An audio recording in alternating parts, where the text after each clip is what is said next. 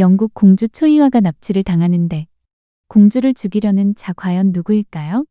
드라마 심연적신입니다. 위험에 빠진 공주는 목에 걸린 피리를 부르게 되고 이때 100년 만에 그녀를 본다며 등장한 신엽소. 엽소 옆에 칼 검령 폭폭. 엽소가 만난 여자는 100년 전 혼인한 부인이었는데요. 하지만 전혀 그녀는 그를 기억하지 못하고 있죠. 무슨 사연인지 그녀를 끌고 가는 엽소까지. 대체 무슨 사연이 있는 걸까요? 그리고 갑자기 변한 듯한 그녀. 여기서 요괴인데요. 그 순간 괴로워하는 엽소. 초이화 의식 속에서 살고 있는 요괴로 신을 죽이려고 그녀 몸에 살고 있었던 것. 변한 그녀 때문에 다친 엽소는 욕조에서 수양 중. 엽소를 유혹해 죽이려고 또다시 등장한 그녀인데요. 하지만 안 속지. 100년 동안 그녀에게 복수를 하기 위해 기다려왔었던 것. 그녀의 심장을 빼 부셔버리는 엽소. 그런데 엽소보다 높은 신이 등장해 엽소가 부러뜨린 것은 요괴 심장보다 요근을 없애야 한다고 말해주는데요. 과연 없앨 수 있을까요? 한편 없어진 공주를 찾아오라고 금이군 통령 배우에게 명령하는 황제 초산.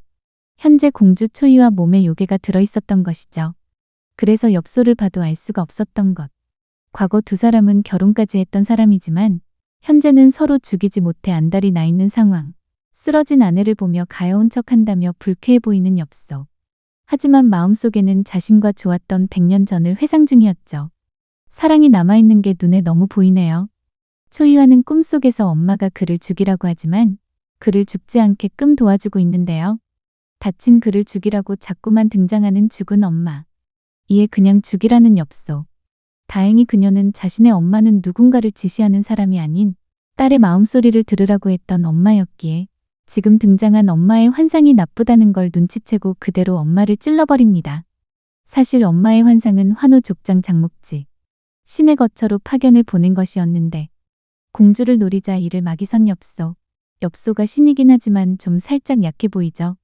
칼도 맞고 피도 나고 어찌되었든 수양이 필요하다며 2시간만 벌어달라고 하는데 2시간을 대신 버텨주는 초이화. 그리고 욕조까지 들어온 환호. 함께 초이화도 욕조에 빠지게 되는데요.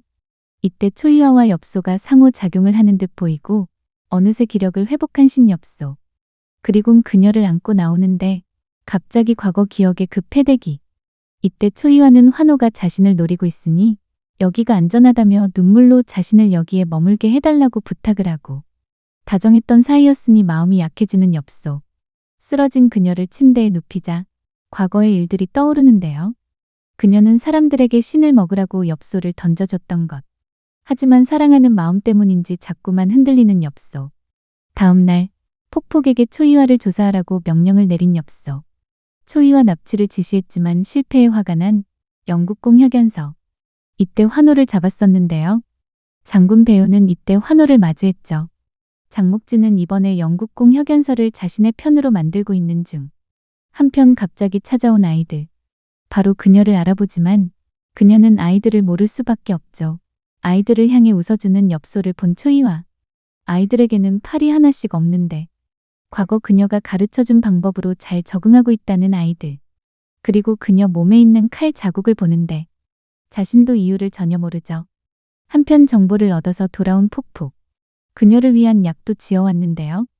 엽소가 보는 건 피리를 부는 부인 초이화인데 이때 또 높은 신이와 그에게 사명을 잊지 말라고 말해줍니다. 그녀를 죽여야 하지만 마음이 있는 걸 어떻게 해. 사실 100년 전 다친 엽소를 살리기 위해 자신의 몸에 상처를 냈던 초이화였는데요. 그래서 몸에 상처가 있었던 것. 엽소 역시 이걸 기억하지 못해 억지로 기억을 찾아보는 엽소. 이때 폭폭은 보름달을 보고 달을 막으러 가고 엽소는 기억을 찾아낸 것인지 초이화를 안아줍니다. 하지만 더 이상 막을 수 없다며 돌아온 폭폭. 그리고 괴로워하는 엽소. 보름달이 뜨면 엽소가 변하는 듯 싶은데요. 어딘가 사라졌던 엽소를 찾아온 초이화. 그가 포악해져 날뛰자 피리를 부는 희화인데요. 바로 온순해지는데. 뭐야 완전 길들여진 강아지 같잖아. 엽소의 몸에는 100년 전 물린 자국들이 있는데 감염이라도 된 걸까요? 다음 날 깨어나서는 전혀 기억하지 못하는 엽소. 대신 자신이 그녀에게 낸 상처에는 약을 발라주죠.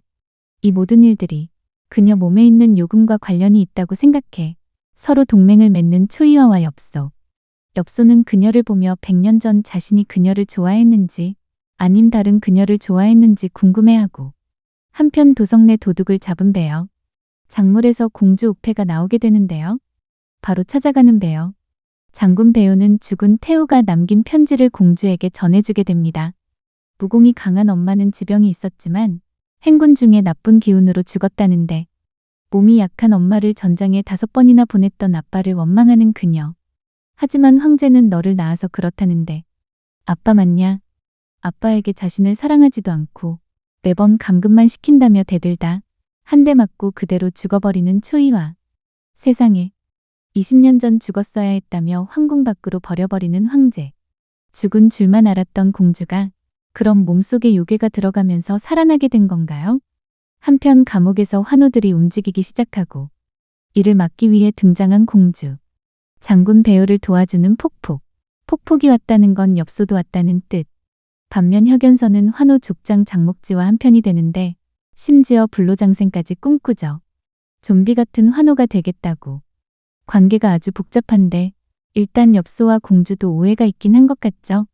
서로에 대한 기억이 약간씩 지워졌으니 어느 순간 시간이 지나면 과거의 기억이 떠오르며 서로의 마음을 알게 되지 않을까 싶네요. 아직도 마음이 이렇게 남아있는 걸 보면 분명 서로를 위해 살 것 같긴 합니다. 그나저나 엄자현님 너무 표정이 하드캐리하셔서 당황스럽긴 한 드라마 심연적신. 고장극 중에서도 신 이야기는 살짝 거르긴 하는데 엄자현님 때문에 보기 시작했으니 끝까지 봐야겠네요. 오늘의 리뷰는 여기까지입니다. 오늘도 재미있게 보셨다면 좋아요, 구독 부탁드립니다.